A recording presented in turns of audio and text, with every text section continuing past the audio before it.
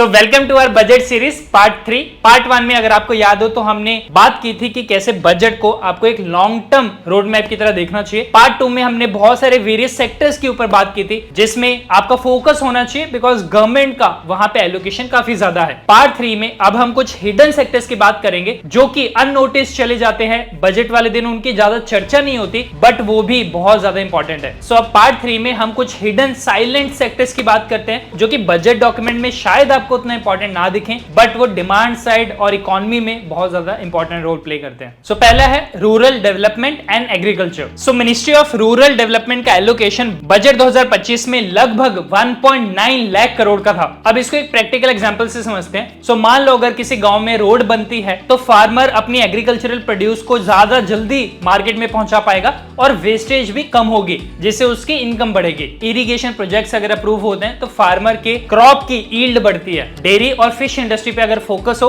तो फार्मर अपनी multiple revenue income sources बना सकता है। अब गवर्नमेंट का लॉन्ग टर्म प्रोजेक्ट है कि वो सी फूड एक्सपोर्ट्स को 1 लाख करोड़ तक पहुंचाना चाहते हैं। तो इसका मतलब गवर्नमेंट फिश इंडस्ट्री और मे बी एग्रीकल्चर को भी थोड़ा एक्सपोर्ट ओरिएंटेड बनाना चाहती है और साथ ही साथ किसान क्रेडिट कार्ड की लिमिट को भी 3 लाख से 5 लाख तक बढ़ा दिया गया था। अब इस सेक्टर का डायरेक्ट इंपैक्ट कंजप्शन पे होता है। अगर रूरल इकोनॉमी स्ट्रांग रहती है, फार्मर के पास पैसे जेब में ज्यादा रहते हैं तो एफएमसीजी कंपनीज को डिमांड मिलती है, एग्रीकल्चर रिलेटेड कंपनीज को ज्यादा ऑर्डर्स मिलते हैं और टू व्हीलर्स, ट्रैक्टर्स और एग्री इक्विपमेंट रिलेटेड इंडस्ट्री को भी सपोर्ट मिलता है। सो रूरल इकोनॉमी को हमें इग्नोर नहीं करना चाहिए। असली इंडिया रूरल इंडिया में ही बसता है तो ये इकोनॉमी भी बहुत ज्यादा इंपॉर्टेंट है कंजप्शन पॉइंट ऑफ व्यू से। सो नेक्स्ट अब हम बात करते हैं टूरिज्म सेक्टर की। अब आपने आसपास भी अपने रियलाइज किया होगा कि मिडिल क्लास की इनकम बढ़ रही है। नंबर ऑफ पीपल जो मिडिल क्लास कैटेगरी में आते थे या अपर मिडिल क्लास कैटेगरी में आते थे उनकी नंबर लगातार बढ़ते जा रही है और जो यंग जनरेशन है वो पैसा खर्च करने में बिलीव करती है, वो एस्पिरेशनल है, वो ट्रैवल करने को भी एक पार्ट ऑफ लाइफ मानते हैं। आप एविएशन सेक्टर को देख लो, इंडिया में आज की डेट में 487 एयरपोर्ट्स हैं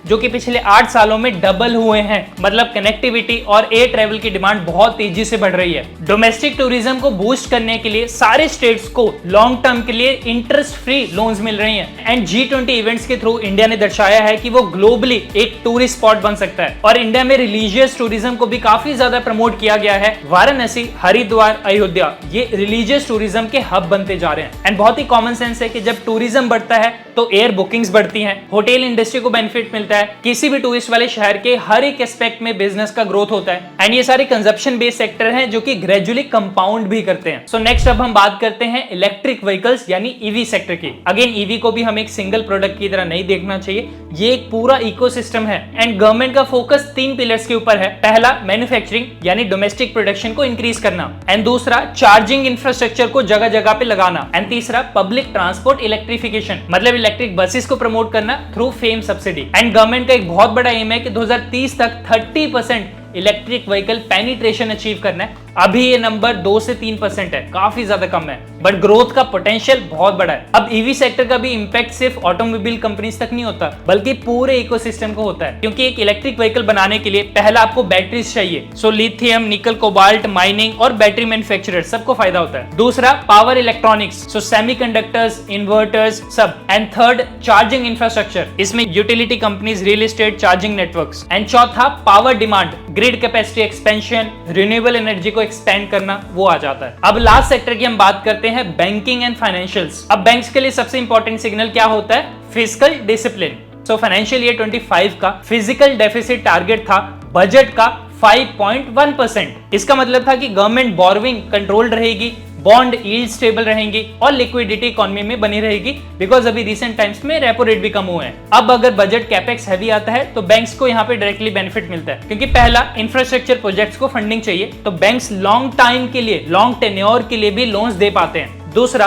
पावर प्लांट्स, हाईवेज, रेलवे सबको ही लॉन्ग टर्म फाइनेंसिंग चाहिए एंड क्योंकि ये सारे प्रोजेक्ट्स गवर्नमेंट बैक्ड होते हैं तो बैंक्स को भी एडिशनल सिक्योरिटी मिल जाती है। तो इन जनरल भी अगर बजट अच्छा आता है, हमारी इकोनॉमी ग्रो करती है तो सारे बैंकिंग सेक्टर के लिए पॉजिटिव है क्योंकि सबसे पहला कंजप्शन बढ़ेगी तो क्रेडिट डिमांड रहेगी। दूसरा क्रेडिट कार्ड ग्रोथ भी हमारी मिडिल क्लास इकोनॉमी में बहुत ज्यादा हो सकता है एंड तीसरा बैंक्स की एसेट क्वालिटी इंप्रूव होती है एंड चौथा, बैंक के नेट इंटरेस्ट मार्जिन भी इंप्रूव होते हैं। सो इस पार्ट में इतना ही। आपने पार्ट 1, पार्ट 2 और पार्ट 3 अगर देखा होगा तो आपको बहुत ज्यादा इंसाइट्स मिले होंगे बजट रिलेटेड। बट एक फाइनल कंक्लूजन मैं आपको देना चाहूंगा कि बजट वाले दिन और उससे एक वीक पहले और उसके एक वीक बाद मार्केट में काफी ज्यादा वोलेटिलिटी आपको देखने को मिल सकती है, क्योंकि बजट के अराउंड बहुत ज्यादा बातें होती हैं, बहुत ज्यादा हाइप भी क्रिएट होती है, गवर्नमेंट से भी लोगों की बहुत ज्यादा एक्सपेक्टेशन होती है। बट ये कोई बुरी चीज नहीं है, क्योंकि कई बार ऐसा होता है कि एक्सपेक्टेशंस और रियलिटी अगर आपस में अलाइन नहीं करते तो थोड़ा प्राइस करेक्शन हमें देखने को मिलता है। बट एज अ रिटेलर आपको इंडेक्स को देख के बजट को जज नहीं करना